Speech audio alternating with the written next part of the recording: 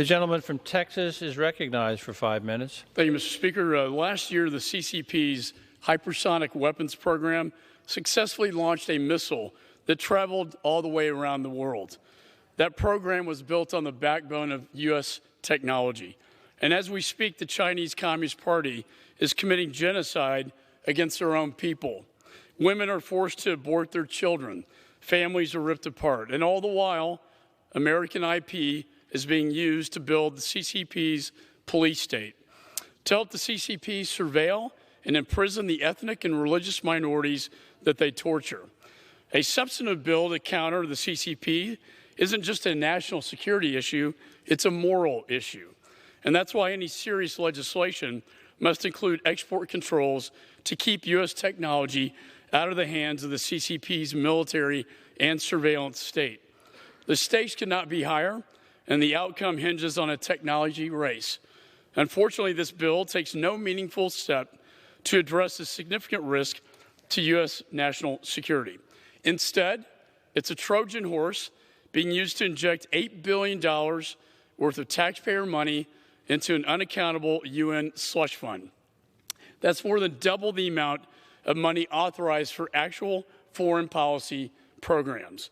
This UN slush fund has already provided at least $100 million directly to China, U.S. taxpayer dollars, to a country that this Congress, that the former Republican president and the current Democrat president have all agreed is committing genocide, to a country that even Secretary Kerry admitted is using slave labor to make green energy projects like solar panels and batteries. And for some unknown reason, Democrats rejected Republican efforts to guarantee that the CCP could not access U.S. taxpayer money in this bill. But even worse, this legislation could send U.S. taxpayer dollars to fund green energy projects built on the CCP's genocide program against its own people, to fund their slave labor, to prop up their forced abortions. Shockingly, Republicans attempted to stop this from happening, to stop U.S. taxpayers from funding slave labor, but we were outright rejected by the Democrats. Mr. Speaker, this is a moral issue. It's the test of our time. If we allow this legislation to pass, we will be on the wrong side of history. We will be helping the CCP build the future of global energy on the foundation of slave labor and genocide. And Mr. Speaker, I stand before you today both angry and disappointed. This bill could have been the bipartisan crowning achievement of this Congress, and we could have worked together.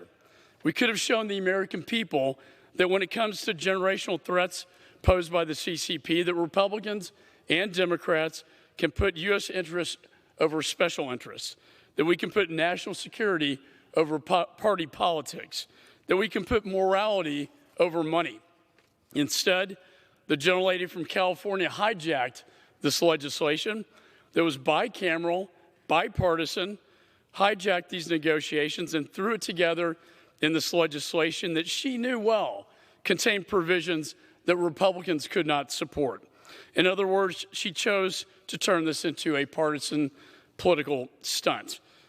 And she did it in secret behind the backs of Republicans, while many of us were still negotiating with our Democrat counterparts in good faith to find a bipartisan agreement.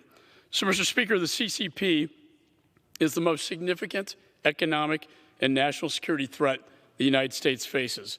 The American people deserve better than the superficial partisan response. I urge my colleagues to vote no on this immoral bill and stand with me against genocide. And with that, I yield back.